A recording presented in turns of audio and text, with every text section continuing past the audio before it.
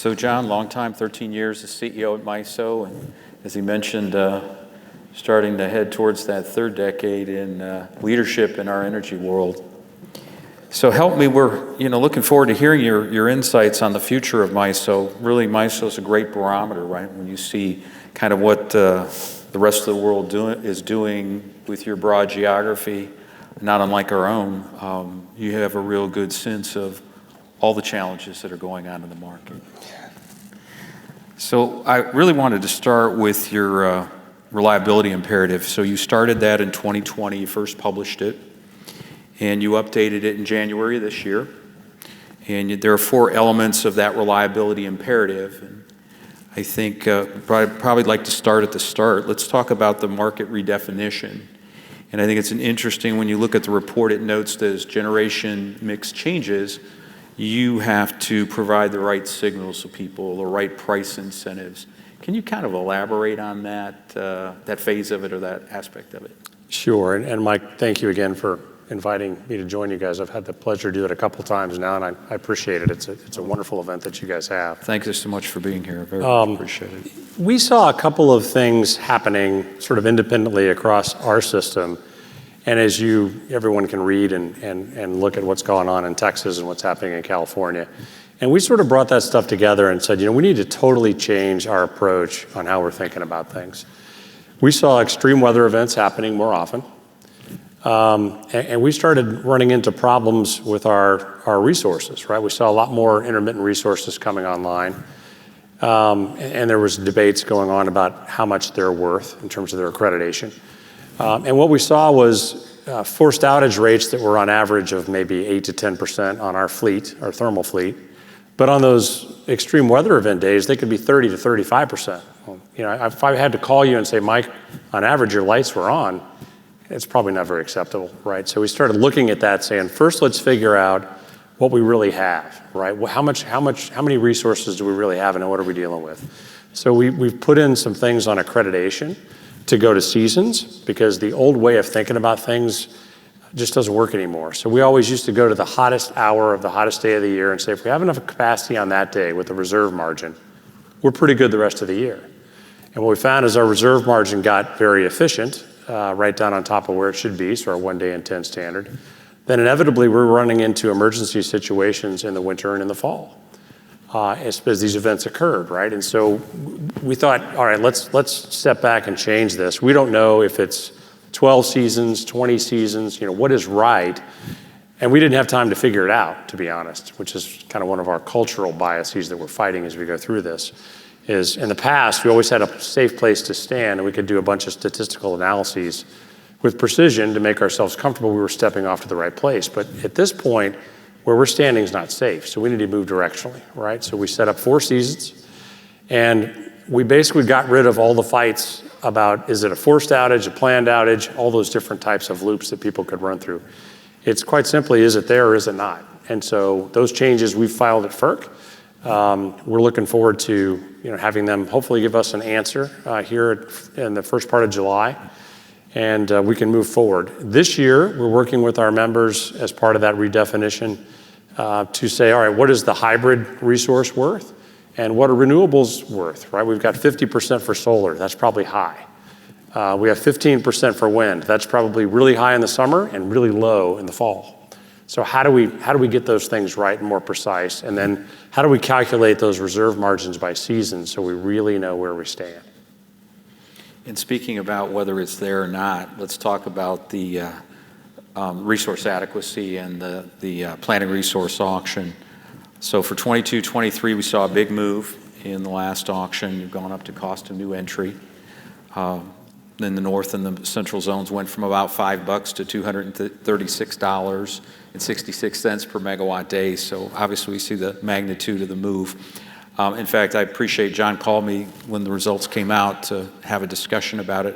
And I asked him, and kind of followed up in his reporting, that you cited insufficient firm generation as well as accelerated coal retirements, and then talked about the post-COVID demand jump. And that growth obviously has been fairly substantive too. And as part of that process, I think you've gotten pretty public about your concerns about reliability and fossil retirements. Can you talk about what you're doing to address that concern? You mentioned FERC, but let's talk specifically about the retirements and the stand you've taken, the public stance you've taken, and where you think we should go.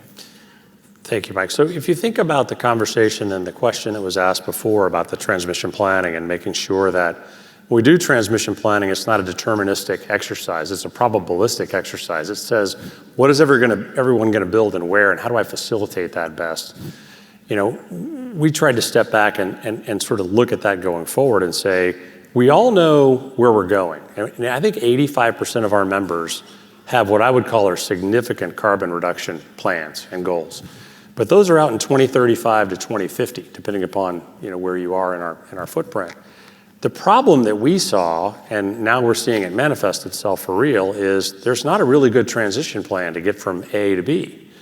And what's happening is there are probably 10 or 15 pretty significant pressures that are accelerating retirements of big thermal units. It's occurring. We had 3,000 megawatts retire this year that wasn't planned to retire a year ago, right? And we have queues that are a little bit backed up, which I know we'll talk about in a moment, which is really sort of stalling new generation coming online. And we also have a lack of what I would call controllable or dispatchable generation coming online, whether it's a battery or whether it's a combustion turbine or whether it's a combined cycle. And the combination of those things all together is causing us some real concerns. We've gone from a 1 day in 10 standard last year to a 1 day in 6 standard this year, so we're down pretty significantly. But my concern is this isn't a problem that we can solve in 24 months. This is probably a 48-month problem. So how do we think about that, and how do we solve that problem quickly and make sure everybody's aware of it so we can? Because we've got a lot of different states that are planning in a micro basis. They're not looking around to see what everybody else is doing. And if you've got a little bit of a gap in your plan and you say, well, I'll just lean on the MISO market when that happens, and everybody doesn't bring all their resources to the resource pool, it becomes an untenable situation. And I just want to make sure that we minimize that as much as we can.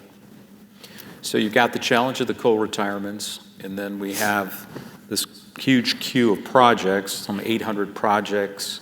I think it's over 120 gig just in MISO alone.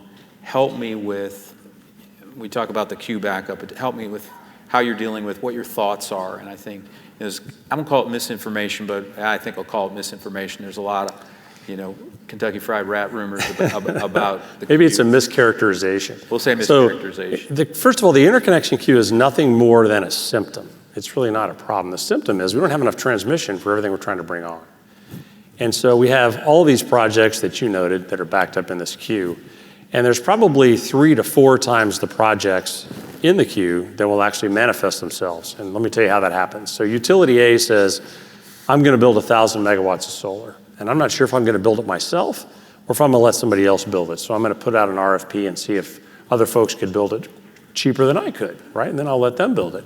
Well, all 4 of them are in the queue, right? And so what's happening is those 4 projects get to the front of the queue and the bill comes, because it turns out if you want to connect to a fully subscribed transmission system, it costs money, right? And they don't want to pay. And so they back out of the queue and they go back to the back. We restudy the queue for the remaining folks that are in there, and it just churns. So we really have, I would argue, more of a process and a payment problem than we do a queue problem. And I'm not sure how we're going to resolve that. We've made several different filings at FERC to get it as efficient as we can. And the truth is, if we're going to continue to not build transmission, which I know we're going to talk about here in a moment because we are, we're going to run into that problem because people simply don't want to pay what it costs to interconnect to the system. I think they want to lean on things and find their neighbors to help them out. And I guess, the social aspect of it, I understand. But I guess what I would say, when it comes to the projects you look at, and you just said you've proposed some solutions, try to make it as efficient as you can. Is this thing a do-over? I mean, do we need to start from scratch, or is that just not tenable? We hear that kind of jokingly said, but I wonder sometimes, do we start over? Well, we've continued to raise the ante, if you will, so that if you get to the end of the queue and you walk away, you're going to leave some money on the table.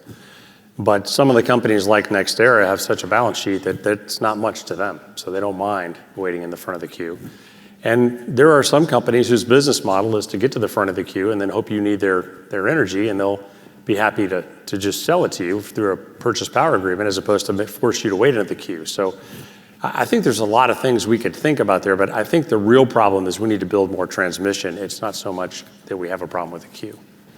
And in that regard, let's talk about the reserve margin. We've got MISO South with a much higher reserve margin. We've talked about, Liza mentioned too, the SPP MISO path. Help me, can more energy be imported from MISO South, and can you bring it north and into the central? And so we bring about 1,900 megawatts up from the south to the north now, which is ironic because we had a big debate inside of our stakeholder process of, does the value go north to south or does the value go south to north? And I would argue that's a lot of value, especially at the $288 per megawatt day prices that folks are bringing. So the real question for us is a policy difference. It's not so much, should we be bringing that from north to south? If the folks in the north decided they wanted to bring more capacity from the south, they could build the transmission lines and bring that up. But it's really reflective of a policy difference. There's the folks in the north and in the central part of MISO are retiring fossil plants. They're trying to bring on a whole lot of renewables. And there's a mismatch because megawatts aren't a commodity, right? Those wind megawatts and the solar megawatts are valuable, but the sun's not always shining and the wind's not always blowing. So as you retire a lot, and we actually have more capacity on than we had before, it's just not accredited as highly. So it becomes an issue there. And the north to south interconnection, we're going to look hard at probably in 2024 to think about, do we want to enhance that? But then it's going to be a question of who's going to pay for that. And so the very same folks who are benefiting from that megawatts flowing from the south to the north don't have an appetite to enhance that interconnection. And I'm just curious in that regard, how does that enhancement, I presume they're technological upgrades, but maybe how does that compare versus new project? Are we talking, what are we talking price differential? I know I'm just prospectively, but is that by a factor of? It's billions that we're talking in terms of the investment that would need to be invested. Gotcha. Well, let's talk about what's gone on in natural gas. We've heard a lot about it from a lot of people, just kind of shifting gears. How do you see that shifting or affecting the generation mix? So we've already seen a lot more coal being run than natural gas, as I'm sure you and your members know. And the challenge we're running into there is it's drawing down the coal piles when people weren't planning on those coal piles being drawn down, because this happened pretty quickly, as you probably know. It's also caused some issues related to emissions, right? As we run more coal plants versus, gas plants. So there's concerns on that front. And it's also had us step back and rethink restrictions that exist on some of those plants, particularly the ones that are in Illinois and some other places where you got some state issues. And now we've got some shutdown issues around the EPA. So it's really caused us to step back with our members and think about, how do I offer these things into the market so that I can manage my fuel at the same time with my emissions and keep things reliable. And obviously our members are concerned. They see those coal plants running and the units that were probably marginal, they're running, and they wonder, hey, is this viable? Is this viable for a window or viable for long term? I kind of asked Jim that question this morning, and I'm not sure it really got an answer on it, but I wonder from the coal side, will it buy us the time, and can we win that fight to keep them going for a longer window? So that's back to so great question, and that's back to the transition that I talked about, right? And the answer is no, it's not a viable answer from a coal standpoint. And the concern we have, and that I have, if you say what keeps you up at night the most, it's the notion that we don't need any gas plants to get through this transition. We've done lots of studies on this, looking out over the next 30 years, and we've worked with other firms, McKinsey, Bain, EPRI, to look at these things. And what they'll tell you is we need a lot more natural gas capacity that's probably all going to run about 10% of the time. But that 10% of the time that stuff is going to run is going to be the difference between either light and dark or cold or warm. And that's important. But there's a mindset by our policymakers that we don't need fossil fuels as a scaffolding to get from point A to point B. And anybody that you will talk to, I think, who's in the industry will tell you it's required and it's going to be really important. You know, we get shut down in that dialogue when we talk about coal viability, and even in the short term, it's, you know, technology will solve everything, and, you know, we got to, you know, that's not a short window in this case, right? We don't have those technological solutions in front of us, and I get worried, like, well, that's a great answer. We come to them thoughtfully and say, hey, we want to keep the lights on. Reliability is extremely important. We're respectful of the situation with carbon, but how do we do this in a thoughtful way? And again, their answer back is, well, technology will fix it, and it shuts the conversation down, you know what I mean? The technology representatives are fantastic salesmen with policymakers, but the proof's in the pudding, right? And these things are a lot of batteries are being operated out west. They've got a 4-hour duration, and they can cycle 1 time a day. So that doesn't feel righty to me. And the numbers that you stated about our queue, which go through and talk about, you know, what's in it, there's not a lot of storage in there, and there's not a lot of batteries in there. So something's disconnected there. But until we can get that stuff ready and allow hydrogen, batteries, small modular reactors, those kind of things to happen, we've got to have something to bridge the gap. What do you think about hydrogen? And Jim was talking about it today, and I mean, you probably see it like we see it, but I'm just curious from the MISO perspective, do you see projects coming in, and do you see that infrastructure kind of happening? In my mind, it just seems like it's going to take a long time to do. So we've seen some of that. We've looked hard at it. Some of our members in the South, particularly ones that have big petroleum customers, are working on a bunch of technology there, but it's still very expensive. I mean, the equivalent is maybe $45 to $50 per MMBTU. So even with today's gas prices, that's going to be pretty high. It may have some good applications for longer duration storage, if you think about it on those economics, but they've got a long way to go on a cost basis before it's where it needs to be. Awesome. Before we shift to transmission, we used paper questions for Jim this morning. We had probably 15, 20 questions. So what I'm probably going to ask folks to do, if you'd like, is to go ahead and put some questions on paper in front of you, and we'll have the runners pick them up and go that path on this conversation too, if that's okay. So shifting to transmission, and again, Liza mentioned your long-range transmission planning, and again, that's part of that reliability imperative. One of the items you're focused on is improved transfer capability and moving energy, and we just kind of talked about that from north to south. Well, in consideration of that, kind of talk about those. You have 3 scenarios under the long-term transmission plan. Can you kind of describe those scenarios and how MISO's planning your infrastructure in consideration of those 3? No, thank you, Mike. And our plan and the way we set it up was to address the very question that the gentleman raised earlier, is we didn't want it to be an academic plan, right? What I wanted to be able to do is to look at our members and say, our plan is to facilitate your plans, right? It's not something that we sort of dreamt up. So we spent a lot of time, I think we spent 18 months, visiting with every one of our members and looked at what all their plans were, right? Whether they had talked about it publicly, what they had committed to, those different kinds of things. And we added them all up.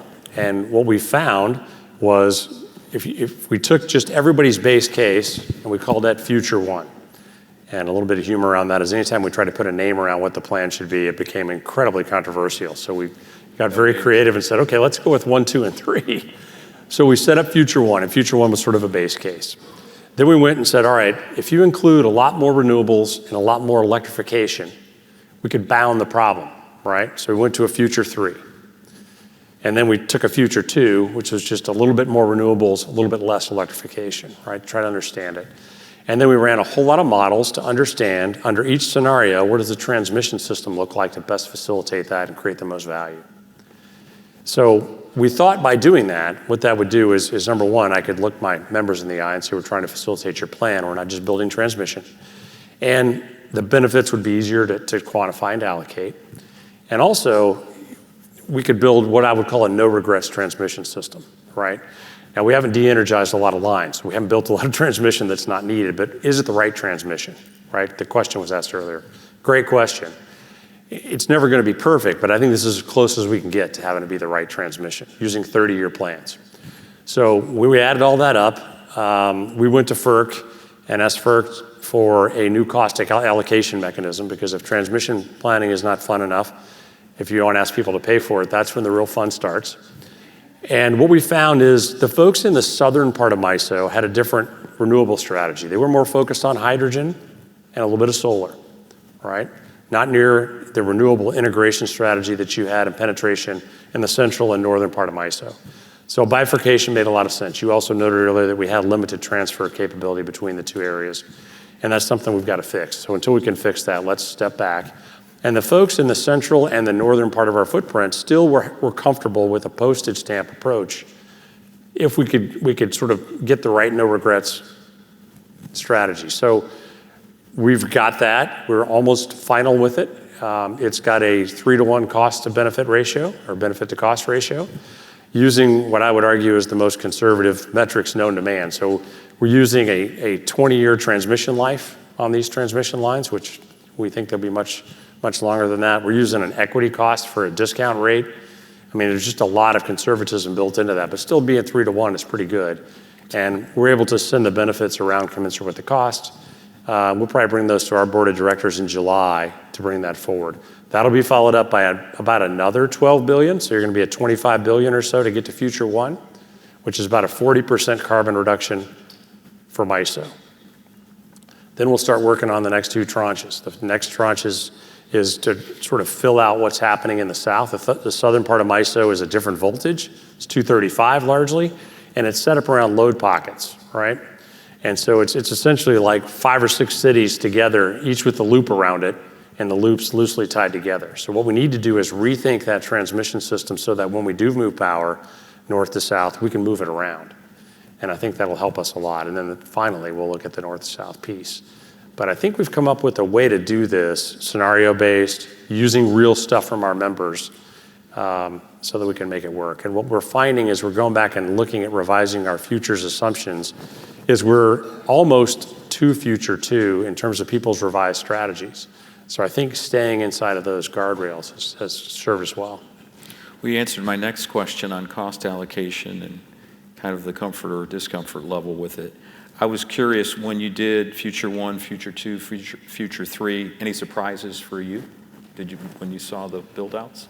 I think the biggest surprise to me was we saw a lot of capacity being added, a lot of thermal capacity, right? And it can be batteries, they could be a substitute in there, but let's call it controllable capacity. A lot more than we thought, and it tied back to the McKinsey models and the other folks that were doing independence looks at this for us, is you need a lot of controllable stuff, it's just not gonna run very often, right? So that led us to sort of another set of thinking, and I'll talk about that in a second. Back to your natural gas question is, if you electrify, particularly in the upper Midwest, where everybody's got home heating so that you're not using all the gas on the gas lines for home heating, the good news is now you're not gonna fight or compete for that anymore, but the bad side is, how do I think about my relationship with the gas company? Because now they're not gonna have all that gas in the pipeline, except for what I'm using, largely. And how are we gonna price that? Because I'm gonna have to have firm gas for 10% of the time. And if everybody has to have that same gas that 10% of the time, how's that gonna work? So it's really facilitated a lot of discussions that we're starting with the gas folks about, guys, this old model's not gonna work in the new world. We're gonna have to really rethink that. And we do get to that point where you say, careful what you ask for, because we've talked about that generator tariff on the natural gas pipelines. So we need it when we need it, and it's not as long, so the math on it doesn't look so pretty. And we're gonna have to face that, because other people are gonna benefit from that when that pipeline's empty, and we don't need it, right, in the interruptible world. But I think we're coming to that point, and I think I just heard that from you, that you probably agree too, that we're gonna see some kind of generator tariff on interstate pipelines? I think so. And then the other thing we struggle with is, how do you forecast that load increase? What's it gonna look like?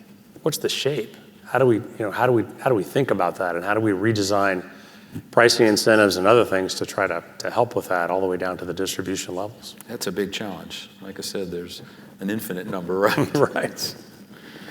Well, moving on to the other 2 elements, so reliability imperative, and like I said, I think that report probably in 2020 didn't get as absorbed as well as it did on your update this year. The other two pieces are market system enhancement and operations of the future. Can you just kind of summarize those two areas? I will. So the market system enhancement is our effort and our initiative to bring our systems up to current levels. So our systems were largely finished in 2009. And as you know, cybersecurity has changed a bit since then. So when you're running $4 or $5 billion a month through your market, turns out a lot of people want to get into it, especially if they know they can shut down your electric system. So keeping it safe is challenging for us. The other thing is we needed a system that was nimble and that we could change. So if you think about the different kind of market design changes that we're talking about as we roll through things, we need to be agile. And this allows us to do that. So it's really bringing our systems up to date. We tried to get as much out of them as we could, and I think that was the right answer because it keeps our costs low. But this effort is a big one to get us where we need to go. The other thing it does is you think about things like FERC Order 2222, it gets us down to more of a retail distribution company level so we can work with the distribution companies to accommodate things like rooftop solar, behind the meter generation, load modifying resources, all those kinds of things, and line them up better. So in that process, and I'm glad you brought it up, so we see 2222 and the people in the audience, obviously it's an area that's important to them. They want to know, hey, I have resources back here. How are they going to fit into the grid? And we talked about this morning, Jim talked about seeing kind of the net number and the challenges with that. Can you kind of talk about that and how you're going to integrate, how you would see those resources integrating into the regional wholesale market? And I know step one's probably more of a monitoring process, is a little ways away from step two, the optimization process, but maybe you can kind of tell us how that life might go and what you see happening with those resources moving into our wholesale markets. So the challenge for us is that all of our members are in a different place. I don't think any of them love it, so we'll just say that on the surface. So they're happy to let us be sort of the long pole in the tent saying, MISO systems aren't ready. We'll be happy to take a little bit longer to do this. But it is going to give us time to sort of get into some of these meatier, harder issues, right? First thing we're struggling with our members is, do you optimize those resources inside your distribution company? Or do you optimize them inside the wholesale market, right? Questions. How do we get our prices lined up so we don't have a separation like California has, where you've got wholesale prices at negative numbers, retail prices at really high numbers, which causes you to get all the wrong resources in all the wrong places? How do we transfer information so that we know what is happening on the distribution side and they can get some sense of what we're going to do on the wholesale side so we can communicate with each other? How do we think about system configuration, which to this point we haven't really thought about, but as we started talking to our members, they started telling us, well, if we reconfigure our system, we can do this, that, and the other. Well, that's great, but if you reconfigure your system to do that, now we've got issues in how we interface with you from a wholesale standpoint. So there's just a lot of things that need to be written down on a whiteboard and resolved before we kind of get to the end of this one. And you know, when you overlay size and scope over that, you cover 15 states and Canada. You know, what are those challenges when you start putting that large geography? I know there's some benefits, and I'll ask you about that in a minute, but you've got to look at that whole footprint, right? We're looking at 15 states and Canada when we're saying we're going to start looking at this aspect, and do the rules, are they the same from one part of the country to the other kind of thing? Right, and Mike, I would amplify your question a little bit and say, if we go back to our initial discussion of everybody having a little bit of different policy in terms of renewables or not, or how to accomplish decarbonization, we've got a whole lot of strategies for that too. And we've sort of transitioned from a world where we were largely homogenous, everybody kind of had the same portfolio and the same interests, to where everybody's got a different portfolio and different interests and different timing, even with 2222. And sort of tying that all together is really complicated, but it's really valuable. As we look at our value proposition, which is kind of how we think about our scorecard with our members of, you know, you guys cost a couple $100 million a year to operate, so how do we know we're getting our value out of that? And we've done a backcasting look at that now for probably 15 years. And it's roughly, you know, $3.5 to $4 billion a year, right? So 10 to 1. And when we look at it going forward, if we can get this right, it's roughly 30 to 1. So the value that we can help come out of that if we can get this right is important. Do you see, and just kind of staying on the theme of your geography, do you see there a benefit from the generation mix? And obviously you have wind corridors and areas that are more windy and less windy and more solar and less solar. And I know that creates some challenges. I'm going to ask you about that. But from an opportunity standpoint, where do you see it going?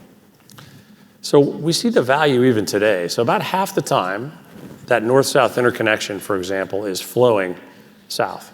And about half the time it's flowing north. So when it flows south, generally you've got wind that's very inexpensive that's going down there and helping them. They can turn down their thermal plants. And then when it's not windy or sunny, those thermal plants are really helpful, right, when we move them south to north. So that's kind of the biggest example.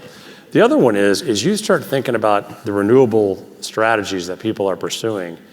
It sort of doubles down or triples down on sort of the value that we're creating today. And that is that in Indiana, for example, they used to carry a 24% reserve margin because that gave them a 1 day in 10 structure on pretty small, right? But when you expand your horizon and get larger and you build transfer capability, which we did with the multi-value portfolio projects, now you can carry an 8 to 10% portfolio and get the same risk profile. So that avoided capital cost is huge. And if you look at renewables on top of that, it's amazing what the reserve margin might have had to go on to accommodate these renewable portfolios. So being able to move all of those assets around is why transmission is kind of the ellipter in this whole equation. I started a couple years ago by saying, if you love renewables, you have to love transmission, because quite simply, if you want to maximize the investment in renewables, when it's really windy or really sunny, you want to be able to move it around so you don't have to curtail, right? That's one of the things we learned from California. They've even got a curtailment chart where they'll show you how much they curtail every day, and it's huge numbers. It's a big number. Right, and if you think about the investment that we've asked our customers, members, et cetera, to invest in that, and then you're not going to be able to use it, that doesn't seem to make a whole lot of sense to me.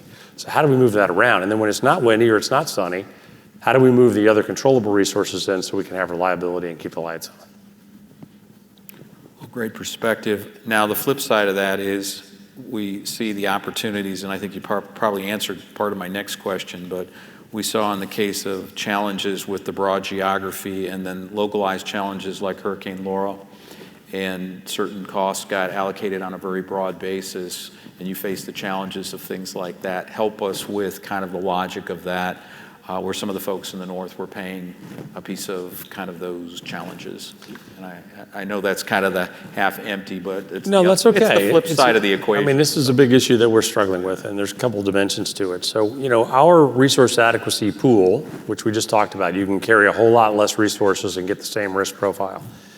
It's an insurance pool, and everybody's in. And so by everybody agreeing to come into that insurance pool, when it fails, when we have and to this point, we've not had any generation problems, it's always been a transmission problem, and then those costs get allocated, they get allocated to everybody.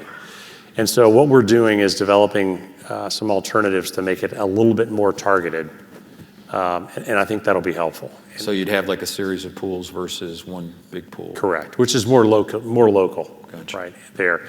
So it's one of those things that we're going to have to solve. I asked Jim Robo the question about Uri, and like I said, over the last 15 months, I've kind of asked everybody about Uri and their footprint, and I felt, in general, most people, again, think it'll happen again, and it's just a question of when and where, and I guess I'll ask you that question. Do you see that kind of catastrophe? Have you looked at it in terms of the implications of what happened in ERCOT, a Uri type thing happening in MISO? So first of all, as a system operator, I've learned no matter what you're going to ask me, you never say never. Yes, you just don't. So I won't say never, but I will say it's not quite as likely. And there's a bunch of differences. And if you sort of look at what Texas experienced and how they experienced it and what happened, and you look at MISO or PJM or SPP and think about the same thing, there's a couple of key findings that come out of that, right? And I'm a proud Texan, although I wear my patch, so I can criticize them. It's okay. First of all, they're not interconnected to anybody, right? And during the height of that storm, we were bringing 16,000 megawatts from PJM into MISO and sending another 5 over to SPP. So the SEAMS agreements that are there between MISO and SPP, which are state of the art, no matter where you go, and the ones between SPP and MISO, which have significantly improved and are getting better, were invaluable, right? The ability to operate the system with those seams. it was huge. It was just absolutely huge. Having resource adequacy and a requirement and a responsibility for someone to have resource adequacy is a big difference between MISO and Texas, right? Their reserve margin wasn't quite near, it's about half what ours is. So all those things together, our plants are winterized. We live in a vertically integrated world predominantly where folks have made those investments. It was, resilience is on one end of the spectrum and cost is on the other. And I think our members, including all the folks in the room, have made a nice middle ground of that so that we don't have those hard choices to make. And I think all those things really differentiate us when that's going to happen again, because I think it will, so that we'll work through it. I guess I'd ask one more question in that regard, and not anything against your home state of Texas, but do you see that that independence, obviously there was a cost that was very visible. Do you see things changing in terms of potential to have an interconnection, better interconnections and integrate into the federal footprint? I don't think it'll ever happen. Ever happen? Federal folks and Texans don't get along very well. There's probably a lot of Texas expletives too in that regard, right? Right. So. Right. All right. Well, you talked about 2222, and like I said, I think that was some great perspective. We continue to talk about the folks in the room in different markets, and kind of it's like, hey, it's a little different for me, and we know with co-ops and our customers, everybody's not exactly the same. What should people be advocating for in their market to address reliability? You've taken a stance and been visible about it, and what should they be doing about thermal retirements and increased renewables in their footprints, and preparing, on the flip side, preparing for extreme events, because we've just kind of talked about they're obviously more frequent. So any kind of thoughts on that? Well, I'm pretty biased, so I would sort of turn back towards the reliability imperative and ask what people are doing around that. And then I would draw a big circle around it and say, that the real role, and you touched on this, is if everyone does planning through their own myopic or micro lens and doesn't look at everything that's going on around them, which is what's happening, there's a train wreck coming, right? And so what we're trying to do with this transition discussion is bring all of these different plans together, right? And sort of try to find an optimal equation where they can all work.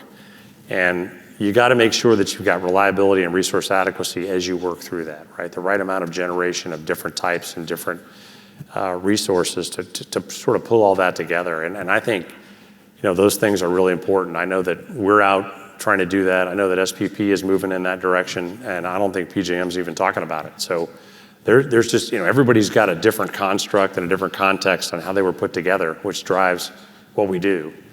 But those things are going to be really important as this change comes about. And when you talk about that, and like I said, we kind of singled out ERCOT and its independence, but let's look at the RTOs as they exist today. When you really look at transmission planning on that macro level, and the map that Liza even brought up, it really transcends RTOs. Is there some logic to more consolidation in the RTO market, or is that never going to happen kind of thing? I don't think it's going to happen. I think it's cultural, right? I mean, I think everybody's just a little bit different and likes it that way. And I think that's okay, but I'm also pretty biased. I do like our construct. I think that the vertically integrated model gives us the best chance to be successful through this, because all the way from generation to transmission to the customer, everybody's lined up and in the game, and working with our states to try to make sure that the retail rates are supportive of those kind of things versus the arguments they have in Texas and in PJM of who's going to pay for the winterization of these plants. And then you get into endless discussions and fights about capacity markets and those kinds of things. I'd rather have the discussions that we're having. I guess I'm just still continuing with the thought, you look at the advent of the RTOs and all the efficiencies we got, especially in the Midwest and the Mid-Atlantic and the Northeast. And wow, they joined the RTO and all of a sudden the world got much more efficient. And obviously there are a lot of efficiencies between you and PJM today. And I guess I'd kind of follow up with a question on that. Do you see those seams, and the seams were brought up as opportunities, and where do you see that going? Because obviously we start to get into other RTOs world. Sure. And cost allocation of that. So in terms of what do you see that can bring these seams to even a higher level of efficiency? We know transmission's a big part of that, but maybe kind of share the thoughts. So I think planning along the seams is really important, and operations along the seam is important. So think of it on those two dimensions. From an operational standpoint, I think we've made tremendous progress. I think if you drew us on a maturity curve and it was a 1 to 5, I think we're at a 4.5 or so from an operational standpoint. Where can we make the big improvements? It's planning, right? It's the work around the planning curve. So we did some targeted projects with PJM recently, and those are being constructed. That led us to step back and look at SPP and think about the same thing.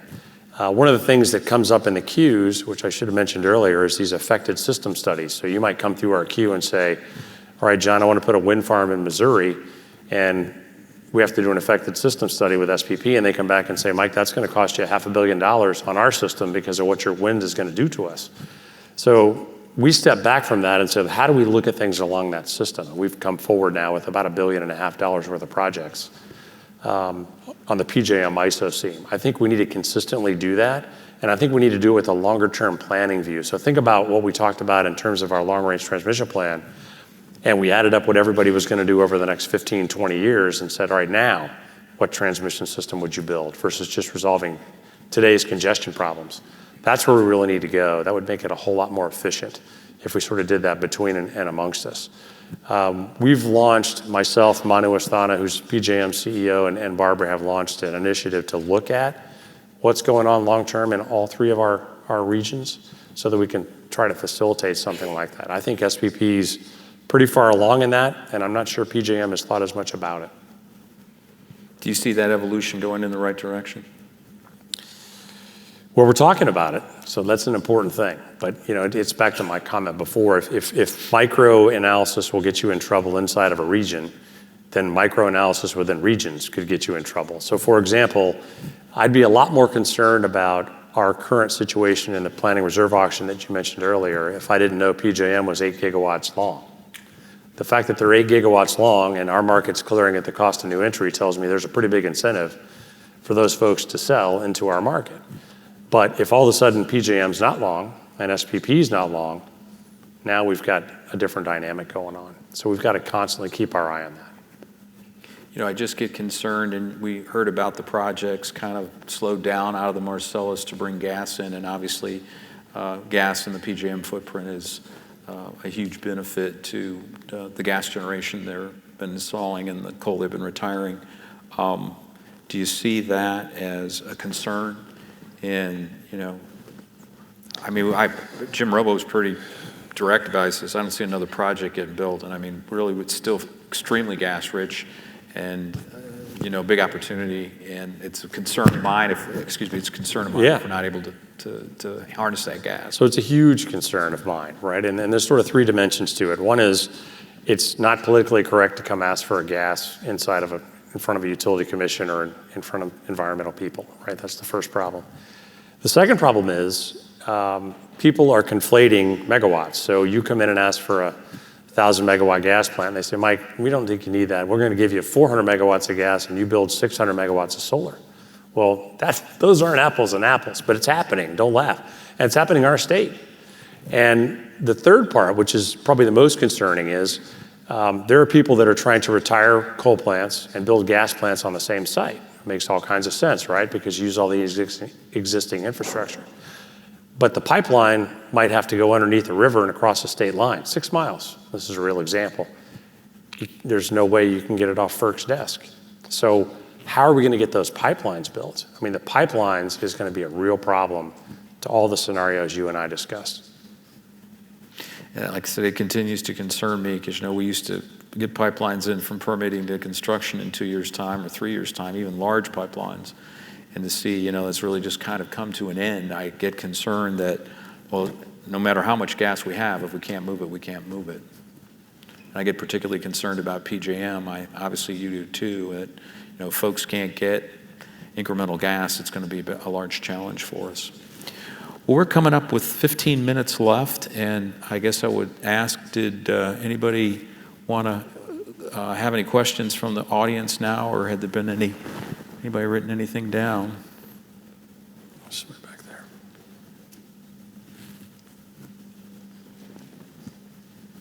I do have a question from the audience, Mike. So a few of us are from the Southeast. What might you say to convince us that an ISO RTO would benefit end consumers? Would benefit what? I'm sorry, Lee, I don't think we heard that. That's okay. End consumers? So I would say that there's a couple things to think about when you look at sort of value. One is how broad and diverse is the region, right? Because that's going to allow you to carry fewer assets.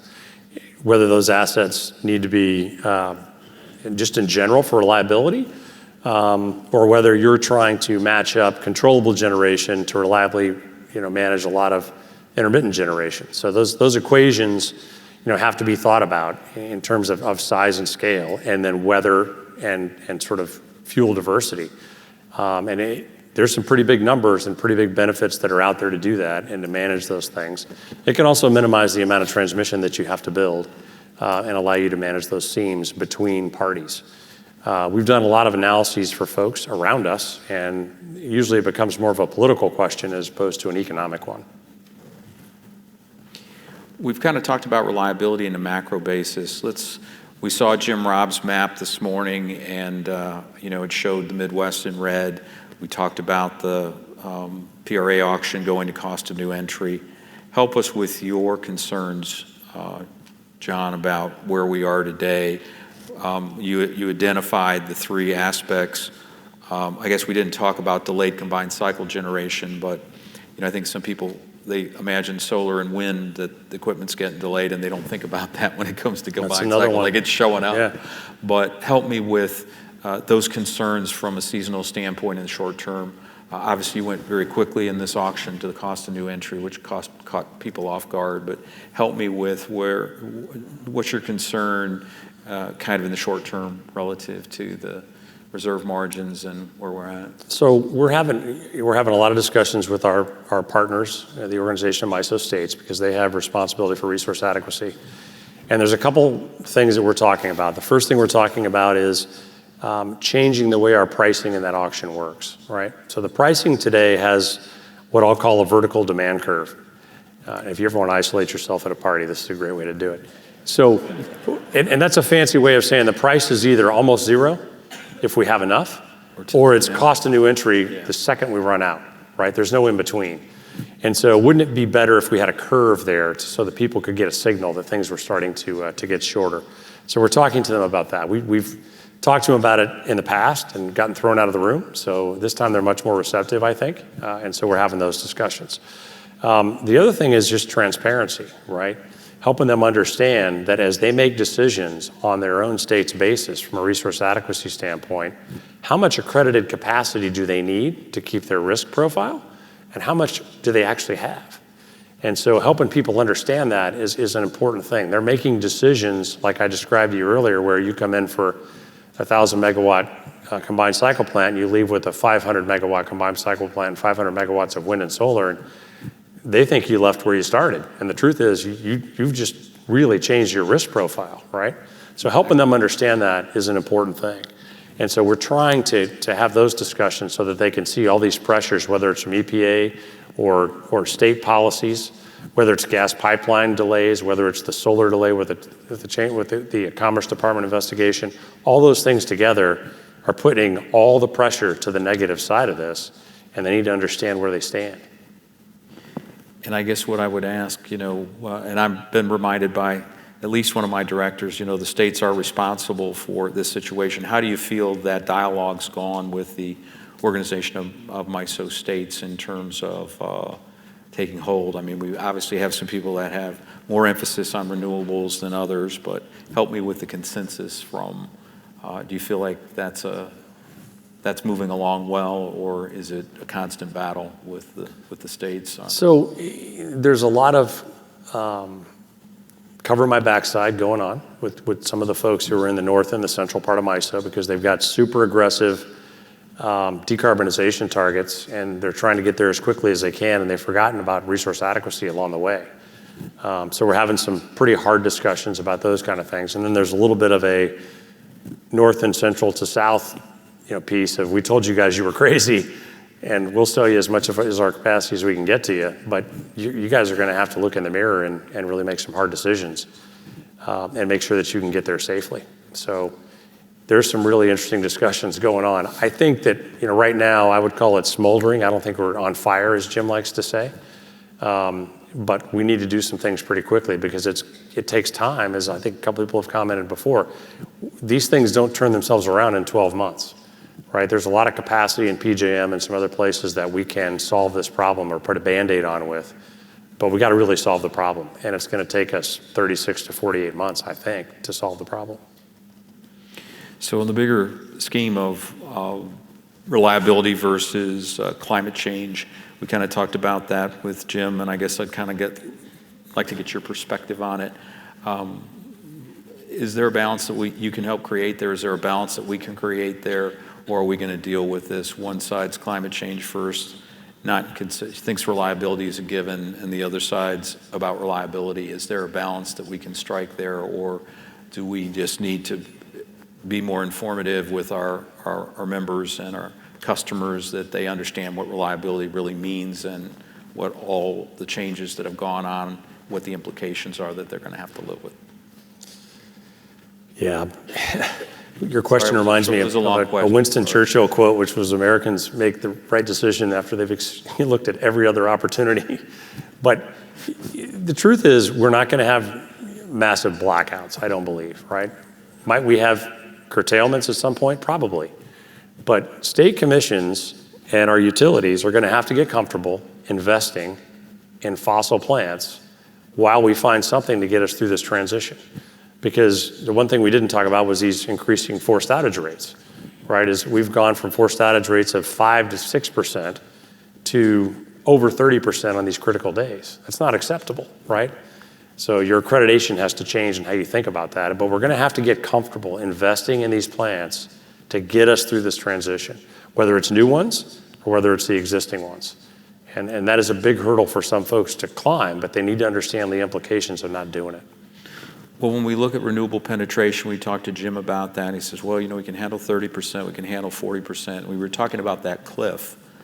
Where's the cliff in MISO in terms of if you're not building that fossil generation in terms of renewable penetration? Where is that? So it's a hard question to answer directly, so let me tell you how we're thinking about it and tell you how far we've gotten. So we've looked at it in 10% increments, and there's two key factors within those increments. One is, how do you space out your renewables, right? So you got wind and you got solar. How concentrated are they? How much transmission do you have, right, to both move those out when they're congested and also bring in energy when they're not running? And then the third one is, how much controllable generation do you have close to you and how much do you have access to, right? So when you look at all those things, that's what our renewable energy impact assessment does. And then we're tying that back into the transmission plan that I talked about, as well as our futures. We're pretty comfortable and even are in 60% in a lot of places right now, if you go to the northwestern part of our footprint. It's a big number. It's a big number. So those kind of things can be handled. You can probably get to 70%, but we're gonna have to, back to the comment I made earlier, we're gonna have to invest in the fossil that's still there, probably the gas, and we're gonna have to build some more combustion turbines, or these batteries have got to become viable. And if those things don't happen, it's gonna be really hard to see how you get above 65, 70%. Well, I appreciate it, Jim. I don't know if there are any more questions. We're coming up on 5 minutes left. If anybody in the audience has any more questions. Well, I know we've had a long day here, and we're coming obviously to the end of the segment. Leah, you have another question? We do? We actually have a few that came in. I don't think we can get to them all, but we can start with this one. Within the long-range transmission plan, Tranche 1 is all AC based. Leah, could you speak a little louder? Sure. Yeah. Okay, so within the long-range transmission plan, Tranche 1 is all AC based. Following up on the previous speaker, is MISO considering high voltage direct current in its future tranches? And if so, at what amount compared to more AC transmission?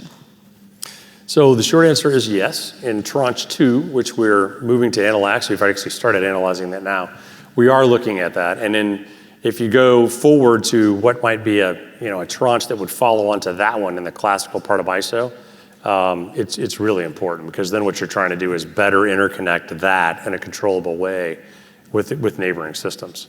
So it's expensive, So that's the challenging part that we're having to deal with.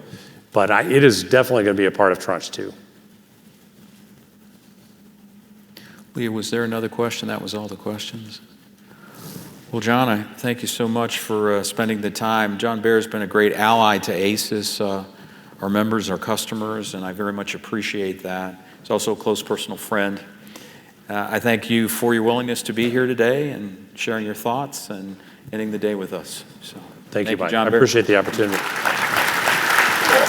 Thank you, sir. Thank you, John.